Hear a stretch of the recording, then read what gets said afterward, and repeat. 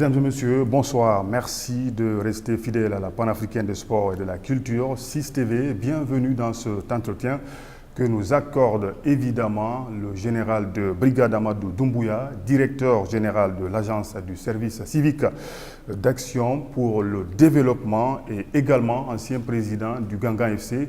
Général, bonsoir. Bonsoir, M. Paté. Voilà, vous l'avez compris, nous partons pour l'entretien juste après ça. Voilà, nous revenons sur ce plateau d'entretien sur 6TV. Général, je le disais tout à l'heure, avec vous, on va parler de votre venue dans le sport, votre passage également du côté du Gangan FC.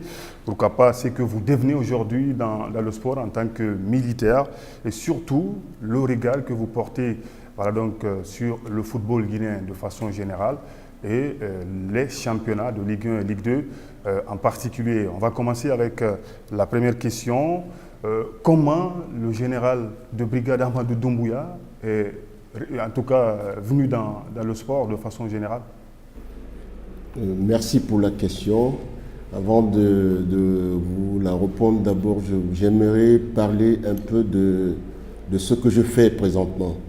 Et le général de brigade que je suis le directeur général de l'agence du service civique d'action pour le développement, comme vous le dites. Je m'occupe spécialement pour vous dire que je suis versé dans ce milieu de jeunes jusque maintenant. Je m'occupe du recrutement des jeunes, de leur formation professionnelle et surtout de leur insertion dans la vie active. Donc pour répondre à votre question, général que je suis encore une fois, j'ai joué au football. Ah ouais. J'ai joué au football jusqu'en 1984, je crois, date de mon départ pour l'académie militaire. Et j'ai joué 2 fois la Coupe PDG, peut-être ça vous dépasse, la Coupe PDG. Voilà, exactement, vous n'étiez pas là. Et j'ai joué la Coupe PDG et jusqu'ici, je suis en train d'exercer dans ce sens parce que là, avec mon équipe de vétérans, et vous ne serez pas surpris de nous voir chaque samedi en train de mouiller le maillot, en train de jouer entre copains, entre amis, que c'est une structure que j'ai créée. Ici, on joue à Bofi et jusqu'aujourd'hui, nous jouons un peu au ballon. D'accord. Donc, cela veut dire que vous n'êtes pas venu dans le sport par hasard. Alors, on va revenir sur, en tout cas, un fait qui a marqué les esprits. Vous avez également, je le disais tout à l'heure, été président du Gangan FC il y a quelques années, il y a 2 ans, si notre mémoire est bonne. Un club qui évolue en Ligue 1 jusque-là. Alors, expliquez-nous d'abord comment vous avez été intronisé, comment vous avez été président. Bon, le Gangan Football Club, c'est une histoire. Une histoire entre les grands frères et moi, parce que à un moment donné, il faut que je l'avoue devant votre écran, devant votre micro, que j'ai été appelé à la rescousse par mon frère Antonio Soiré, qui vraiment, voulant s'investir dans le football au niveau de Kindia, qui est notre terre commune.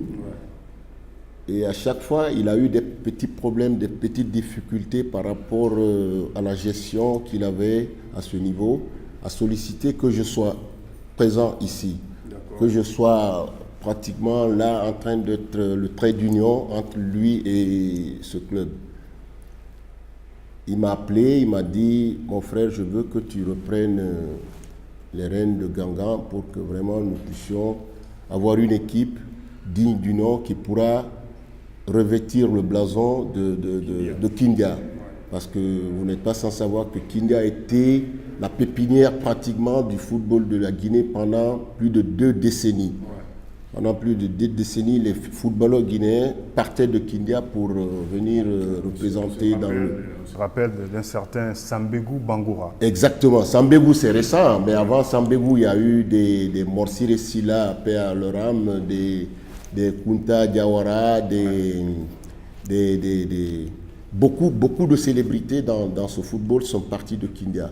Sambégou, c'est un passé très très récent. C'est votre génération, ça vous le savez, vous le connaissez. Et donc, Antonio m'appelle pour me confier cette mission qui consistait à aller à Kindia et puis reprendre le club. Et j'avoue que le club, c'était un club privé. Parce qu'à l'époque, voilà. Donc, je devais gérer. Et c'est lui qui payait les jeunes. Investir et puis voilà. Et pratiquement, c'est ce qu'on a fait au bout de 4-5 mois.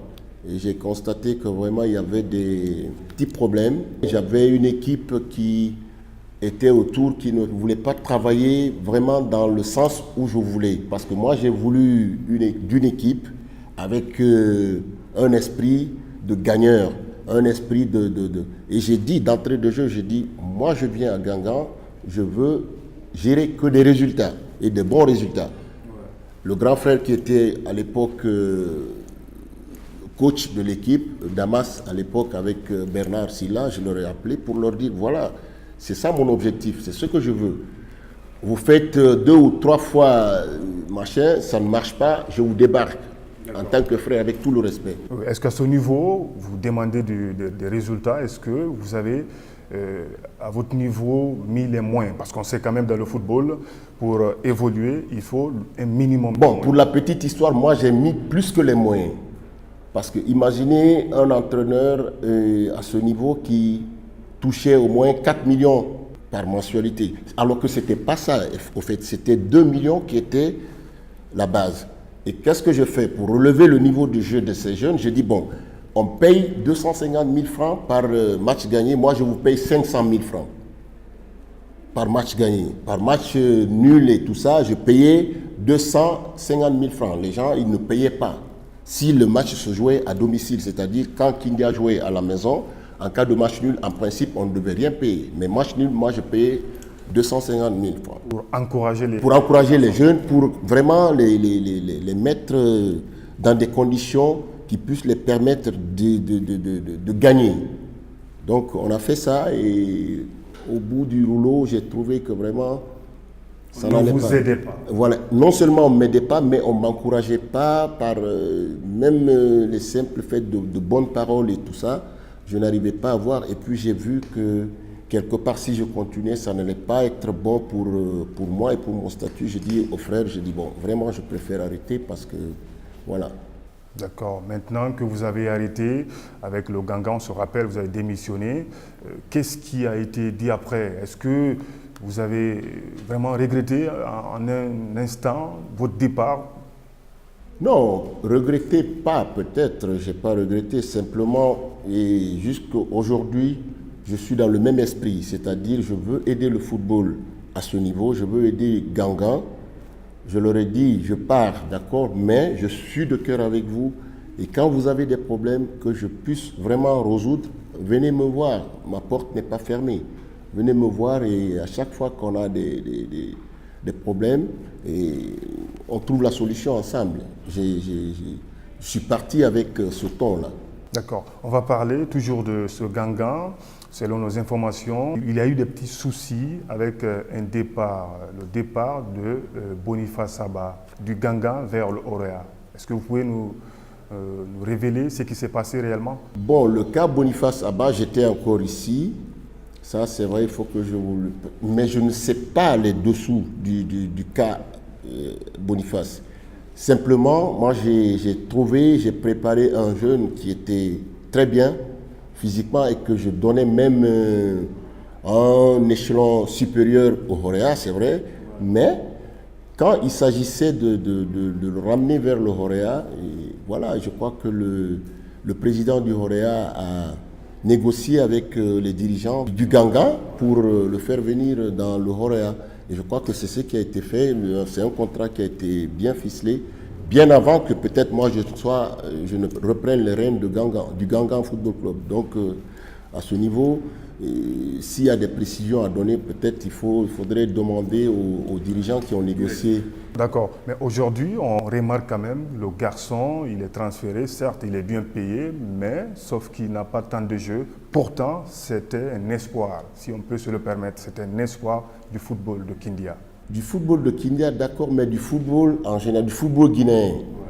Et voici un jeune, et si réellement ces entraîneurs, ces coachs d'aujourd'hui misent sur lui, ils pourront le transformer, il peut être un grand joueur.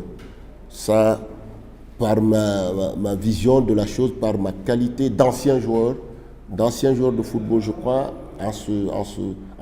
dans des capacités de ce jeune de devenir un grand joueur. Il suffit simplement, il est déjà sérieux. C'est vrai parce que c'est ce qui manque en général aux footballeurs, aux acteurs guinéens. C'est le manque de sérieux. Et c'est un garçon très sérieux jusqu'à son âge là, jusqu'au moment où il quittait Kindia. Moi, je le voyais que avec sa maman et à la maison. Pratiquement, il quitte le terrain du football, il est à la maison, il quitte la maison pour venir au terrain du football. Ou bien il va pour ses études et tout ça, ses entraînements. C'était ça. Il avait consacré son temps que sur... il s'est focalisé sur son football. Et c'est rare de voir aujourd'hui les jeunes de son niveau qui agissent comme ça, qui ont des idées comme ça. D'accord, on va progresser. Après votre passage au niveau du Gangan FC, vous continuez toujours, vous l'avez rappelé tout à l'heure, à investir dans le sport, en tout cas avec les jeunes, déjà avec votre agence. Alors, qu'est-ce que vous devenez aujourd'hui dans le sport? Est-ce que vous avez repris un club? Est-ce que vous pensez reprendre un club? Qu'est-ce que le général de brigade devient? Le général de brigade aujourd'hui est candidat pour la Fédération guinéenne de football. J'ai postulé peut-être pour être membre de la Fédération guinéenne de football. Ah, là, c'est une exclusivité. Voilà, exactement. Exclusivité, 6 médias. Voilà, c'est à vous, c'est la première presse à laquelle je me confie et je dévoile ce petit secret, ce coin du voile. On a bien fait de dévoiler. Exactement, peut-être. Donc, voilà, et le général Doumbouya est alors candidat pour la fédération, être membre de la Fédération guinéenne de football. Et le général Doumbouya a une idée sur ce sport en général et sur une équipe qu'il vise. Peut-être je ne vais pas peut-être vous dire le nom de cette équipe, mais... On va vous pousser à le dire. J'aurais bien voulu reprendre encore un autre club avec peut-être une nouvelle structure que je vais mettre en place et des hommes qui m'accompagnent dans la réalisation de ce projet. Parce que je vais me mettre dans un grand projet et ce n'est pas une équipe comme ça qu'on va prendre, c'est une équipe qu'on va prendre avec des hommes qu'il faut pour faire la politique que nous voulons, pour faire évoluer la chose. D'accord, vous ne comptez pas pour le moment nous parler de cette équipe-là, même si on insiste. Non, mais je ne voudrais même pas que vous insistiez sur ça parce que peut-être je vais vous retourner l'ascenseur après. Ça sera au bon moment. Voilà, exactement. Mais pour le moment, j'aurais préféré garder ça à mon niveau et puis voilà. D'accord. Vous postulez pour voilà, donc être membre de la Fédération guinéenne de football. On rappelle, les élections sont prévues au mois de février, là, le 28 février 2017. Alors, vous connaissez très bien, encore une fois, le sport guinéen, le football. Quel est le regard que vous portez aujourd'hui sur ce football de façon générale? Bon, de façon générale, vous savez, quand un connaisseur, avec le libre choix, hein, moi je me mets dans ce libre choix de dire peut-être ce que les gens ont tendance à dire plus bas, moi je dis ça plus haut. Ce football guinéen aujourd'hui a besoin d'être vraiment toiletté. De renouveau. Du renouveau et total dans tous les compartiments, dans tous les domaines. Il faut qu'on accepte aujourd'hui de parler vérité, de parler sincèrement entre nous, Guinéens, entre nous, et des gens qui aiment ce football, qui aiment ce sport. Force est de constater que vous prenez par exemple le Sili national dans sa catégorie senior qui sort pour un match. Il était impensable que la Guinée joue contre la République démocratique du Congo, par exemple, qu'au stade du 28 septembre, devant des milliers de spectateurs, que le Congolais, le capitaine du Congo, arrive avec un fanion, il tend le capitaine guinéen n'a pas de fanion. Je ne sais pas si les gens l'ont remarqué, mais moi, là où j'étais assis à la tribune, Vous étiez gêné. j'étais gêné, j'avais honte. Qu'est-ce qui coûte un fanion pour une équipe nationale? Ça veut dire que quelque part, le responsable de cette chose n'a pas fait son travail. Ouais. Ça, et ça n'a dérangé personne. Et ça n'a dérangé personne. Et personne n'a levé le petit doigt pour dire ça, ce n'est pas bon. On prend, bon, je ne sais pas par quel moyen on dit, bon, monsieur X ou Y, il est coach, il est ceci ou cela. Mais c'est pour quel résultat? Quand on prend un entraîneur, un coach pour manager, pour suivre une équipe, on lui met dans des obligations peut-être de résultats. C'est un contrat qu'on fait. Ouais. Un contrat. Et un contrat, à la base, c'est les bons résultats. Parce que les gens ne viennent pas au stade pour s'asseoir, pour dire « Ah, le Syrie a fait match nul ». Non. Ouais. On vient au stade des fois, c'est pour d'abord prendre du plaisir. Et prendre du plaisir pour un spectateur qui vient supporter une équipe, c'est la victoire de cette équipe. Ouais. C'est ce qui lui rend mais vraiment bien, c'est ce qui lui rend dans ce qu'il aime, dans ce qu'il veut. Mais si cela n'est pas, il faudrait qu'on se dise certaines vérités à ce niveau pour dire vraiment mettons les hommes qu'il faut à la place qu'il faut. D'accord. Voilà. On espère que voilà, votre candidature va être acceptée pour que ces changements tant souhaités soient voilà, donc, opérés. Alors, tout à l'heure, on parlait du football en général. Le championnat, on est à la 2e année de professionnalisme, voilà, si on peut se le permettre. Quel est votre regard sur ces championnats, Ligue 1 et Ligue 2? Championnat Ligue 1, Ligue 2, une très bonne question. À ce niveau aussi, aujourd'hui, il n'y a pas de football sans moyens. Les gens, dans des textes, dans des écrits et tout, c'est bien beau. Mais derrière, qu'est-ce qui suit derrière? Ouais. Vous voyez des clubs aujourd'hui, là où j'étais, vous me parlez du Gangan Football Club. Si le Gangan doit se déplacer de Conakry pour aller à Sigiri, mon frère, il lui faut au moins, au président du club, s'il a du cran, 20 millions de francs guinéens. Au bas mot, il lui faut 20 millions pour quitter Kindia pour aller à Sigiri et revenir. Ouais, et combien la fédération donne à ce président de club pour la subvention? Combien? Donc, il faudrait qu'on essaye de sortir de ça. Je comprends que mon frère Antonio Soiré, il est en train de beaucoup faire, mais ce n'est pas lui. Il ne peut pas se substituer à l'institution nationale. Le football guinéen ou le sport en général doit être un problème national. C'est un problème d'une nation, d'un pays. Et aucune personne physique ou morale ne peut se substituer à l'institution. C'est-à-dire, je veux parler du ministère des Sports et tout, il faudrait que les gens mettent les moyens pour que nous puissions être à la hauteur de ce que nous ambitionnons pour ce football. Je crois à ce niveau, c'est ce qui manque.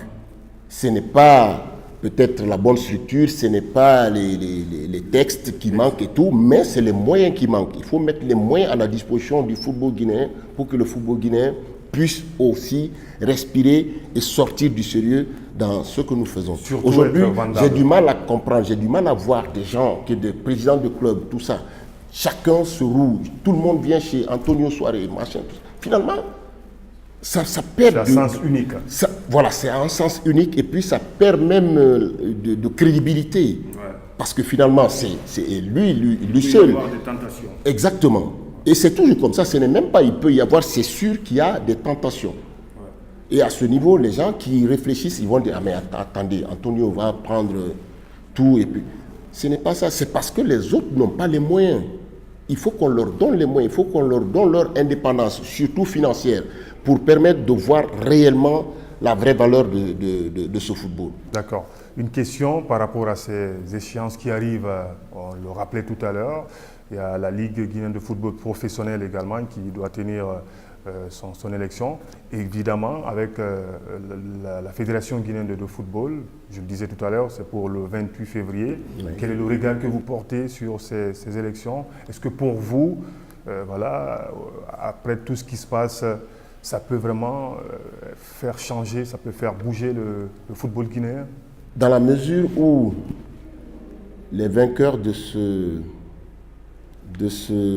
cette élection ne voient pas les autres, les vaincus, comme des parias, comme des gens qui sont leurs ennemis, qui les voient en tant que serviteurs ou en tant que passionnés ou en tant que dirigeants ou des gens qui ont voulu aussi apporter leur pierre à l'édifice.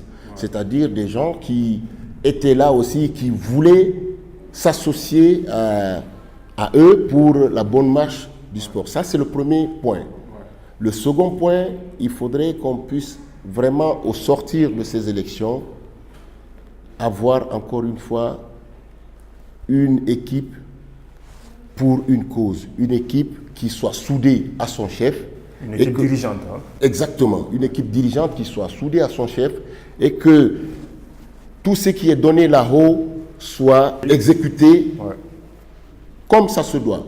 Comme ça, à travers ça, je crois qu'on pourra sortir le football guinéen de là où il est. D'accord. Récemment, l'association des forces armées de Guinée a participé, je rappelle, à la Coupe du Monde militaire, une Coupe du Monde où elle a été éliminée dès le premier tour.